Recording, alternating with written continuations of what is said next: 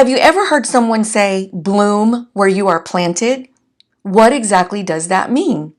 I remember the first time I heard this saying, it was shortly after my husband and I started attending a different church, and I didn't know quite how I was going to fit in with this new congregation. The way that I understood to bloom where you are planted was to let God nourish you, nurture you, care for you, help you as you grow in this new season of your life. But to use your gifts and your talents in new ways, in different ways that I had not used them before. And that's exactly what happened.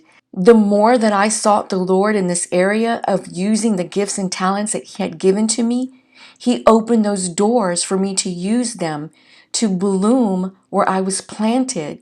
But it didn't happen just by me sitting on a pew listening to the preacher preach every Sunday.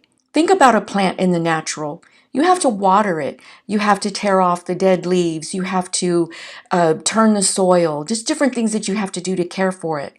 When you are in a new place in your life, you have to allow God to nurture you in a different way than He's done it before.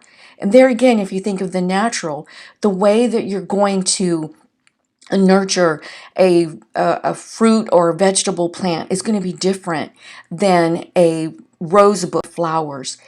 God is going to nurture you. He's going to water your spirit, water your soul. He's going to feed you what you need in that situation, in that place of your life, so that you can grow and bloom where you are planted. When the Israelites were exiled to Babylon, God, in so many words, told them to bloom where they were planted. He tells them in Jeremiah 29, verses 4 through 7, "This is what the Lord Almighty, the God of Israel, says to all those I carried into exile from Jerusalem to Babylon. Build houses and settle down, plant gardens and eat what you produce, marry and have sons and daughters, find wives for your sons and give your daughters in marriage, so that they too may have sons and daughters. Increase in number there, do not decrease. Also, seek the peace of prosperity of the city to which I have carried you into exile. Pray to the Lord for it, because if it prospers, you too will prosper." In other words, you will bloom where you are planted. So if you find yourself in a new place, in a new season, whether it's a new job, a new church, a new neighborhood, no job, whatever situation you find yourself in, God still wants you to bloom where you are planted. If you feel tired, if you feel like a plant that's wilting, He'll refresh you. He'll refresh your soul. He'll refresh your spirit in His Word. Continue spending time with Him. Continue reading His Word. Continue praising Him.